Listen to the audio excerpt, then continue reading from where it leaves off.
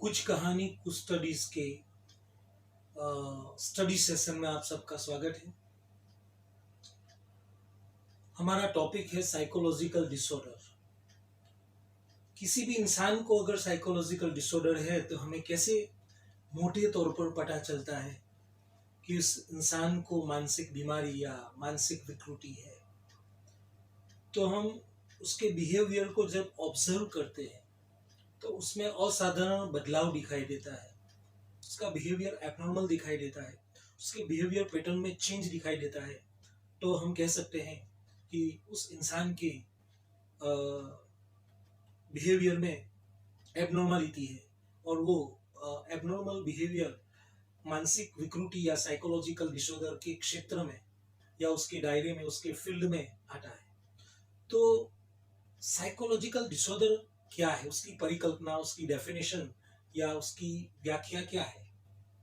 तो हम कह सकते हैं कि अगर किसी इंसान का बिहेवियर, किसी आदमी का वर्तन, किसी व्यक्ति का वर्तन समाज के जो प्रचलित नॉर्म्स, समाज सोसाइटी के जो मानांक है उससे विपरीत दिखाई देता है और समाज के साथ, सोसाइटी के साथ एडजस्टमेंट या समायोजन में अगर समस्या खड़ी करता है, ऐसे बिहेवियर को हम कहेंगे साइकोलॉजिकल डिसऑर्डर।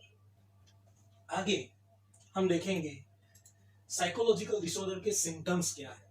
साइकोलॉजिकल डिसऑर्डर के सिम्टम्स को मैं 3 क्लासिफिकेशन में विभाजित करूंगा। एक है फिजिकल सिम्टम्स, शारीरिक लक्षण। दूसरे हैं साइकोलॉजिकल सिम्टम्स, मानसिक लक्षण। तीसरे हैं बिहेवियरल या सोशल सिम्टम्स, यानी सामाजिक या वार्तनिक लक्षण। पहले हम चर्चा करेंगे फिजिकल सिम्टम्स की, शारीरिक लक्षण, जिसमें आता है उसकी नींद में कमी या नींद से अचानक जाग जाना, स्लीपिंग डिसऑर्डर। उसके खाने में बदलाव, ज्यादा खाना या कम खाना, ईटिंग डिसऑर्डर। तीसरा है उसकी नेचर में, उसके स्वभाव में परिवर्तन, उसके वेट में परिवर्तन, उसका वेट अचानक से लॉस हो जाना। और फिजिकल सिम्टम्स है उसकी हार्ट बीट बढ़ जाना, उसके ब्लड प्रेशर में अचानक से बदलाव, उसके गले में सूख जाना, गला बार बार सूख जाना, बार बार पानी पीने की चाह होना, इच्छा होना। ये फिजिकल सिम्टम्स है। दूसरे सिम्टम्स है साइकोलॉजिकल सिम्टम्स, यानी मानसिक लक्षण। मानसिक लक्षण में हम देखेंगे कि अगर किसी इंसान को साइकोलॉजिकल डिसऑर्डर है तो उसका मनोस्थिति, उसकी उसमें चेंज दिखाई देता है, उसमें बदलाव दिखाई देता है। वो बहुत मायूस दिखाई देता है, निराश दिखाई देता है, फ्रस्ट्रेट दिखाई देता है, अचानक से रोने लगता है, या वो अचानक से असाधारण तौर पर बहुत ही खुश हो जाता है, जोर जोर से सॉन्ग गाने लगता है, या फिर अपनी खुशी का इजहार करने लगता है, अपनी खुशी की अभिव्यक्ति करने लगता है। यानी उसके जो मूड है, वो इमोशंस है, मूड है, उसमें असाधारण बदलाव हमें दिखाई देता है। दूसरा है उसके थॉट्स में परिवर्तन आता है, उसका जो थिंकिंग प्रोसेस है उसमें अवास्तविकता, उसमें रियलिटी का अभाव दिखाई देता है। वो काल्पनिक बातें करता है, ऐसी बातें करता है जो अवास्तविक है।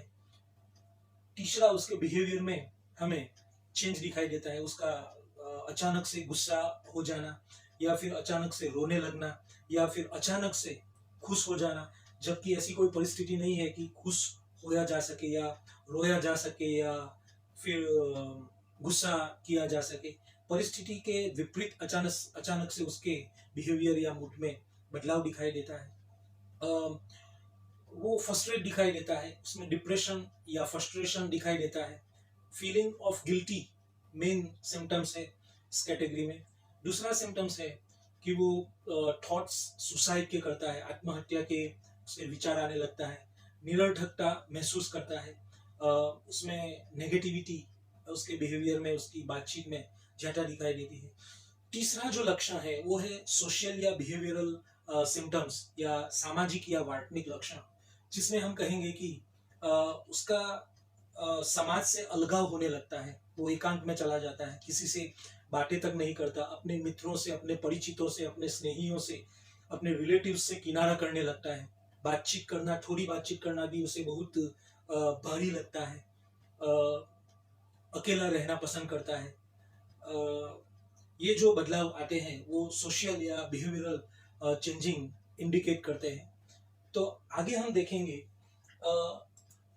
डॉक्टर्स या मनोचिकित्सक या साइकोलॉजिस्ट ये साइकोलॉजिकल डिसऑर्डर को किस प्रकार से क्लासिफाइड करते हैं। तो पूरे विश्व में सबसे दो ऑथेंटिक ऑर्गेनाइजेशन है, एक है WHO वर्ल्ड हेल्थ ऑर्गेनाइजेशन, दूसरी है APA अमेरिकन साइकोलॉजिकल एसोसिएशन। दोनों ने अपने अपने तरीके से सिम्टम्स के बुनियाद पे अलग अलग प्रकार के साइकोलॉजिकल डिसऑर्डर को क्लासिफिकेशन या वर्गीकृत करने का प्रयास किया है। WHO वर्ल्ड हेल्थ ऑर्गेनाइजेशन का जो क्लासिफिकेशन है वो है ICD। उसमें अभी ICD-10 प्रचलित है या चल रहा है, उसका जो वर्जन है ICD-10। ICD का फुल फॉर्म है इंटरनेशनल क्लासिफिकेशन ऑफ डिसऑर्डर। ऐसे APA American psychological psychiatric association, American psychiatric association का जो क्लासिफिकेशन है उसे DSM diagnostic and statistical manual, जिसका अभी 5, 6 या 7 वर्जन शायद चल रहा है। तो ये मोटे तौर पर दो ऑर्गेनाइजेशन है जो अलग अलग साइकोलॉजिकल डिसऑर्डर को डायग्नोसिस हेतु, निदान हेतु क्लासिफाइड करती है।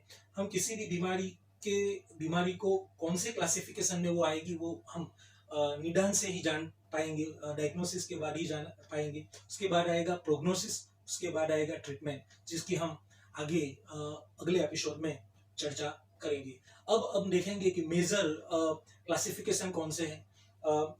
जो मेजर साइकोलॉजिकल क्लासिफिकेशन है वो कॉमन मेंटल हेल्थ इश्यूज है, वो एंजाइटी रिलेटेड कुछ डिसऑर्डर है, जिसमें anxiety disorder, general anxiety disorder, panic anxiety, phobia और OCD ऑब्सेसिव कंपल्सिव डिसऑर्डर का समावेश होता है उसमें।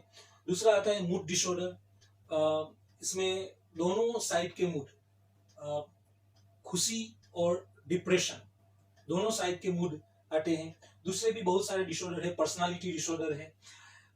ये जो डिसऑर्डर है कॉमन डिसऑर्डर है। सब्सटेंस रिलेटिव डिसऑर्डर भी उसमें एक फैक्टर्स है, जिसमें दारू या मद्यपान, गुटखा, बीड़ी, कोकेन, हेरोइन, मॉर्फिन, मारिजुआना, ये सब सब्सटेंस रिलेटिव डिसऑर्डर में समाविष्ट होते हैं। ईटिंग डिसऑर्डर में एनोरेक्सिया नर्वोसा, बुलिमिया नर्वोसा, जिसकी हम नेक्स्ट चंद एपिसोड में बात करेंगे। Anxiety relative disorder, cognitive disorder, ये सब मेजर क्लासिफिकेशन है डिसऑर्डर के, साइकोलॉजिकल डिसऑर्डर के, मानसिक बीमारी के। और भी कुछ डिसऑर्डर है जो मेजर डिसऑर्डर है, जिसमें हिस्टोरिकल न्यूरोसिस, स्किज़ोफ्रेनिया आदि का समावेश होता है। हम आगे के एपिसोड में हम ये सभी डिसऑर्डर की बारी बारी से चर्चा करेंगे। नेक्स्ट एपिसोड में हम बात करेंगे पर्सपेक्टिव ऑफ साइकोलॉजिकल डिसऑर्डर। तो मोटे तौर पर 3 मॉडल है जो साइकोलॉजिकल डिसऑर्डर को अपने अपने परसेप्शन से देखते हैं। इसमें सबसे पहला मॉडल है साइको एनालिटिक मॉडल, दूसरा मॉडल है बिहेवियरल मॉडल, तीसरा मॉडल है कॉग्निटिव मॉडल। तो हम आगे के एपिसोड में इन तीनों मॉडल की बारी बारी से चर्चा करेंगे। Thank you. Till then next episode में मिलते हैं।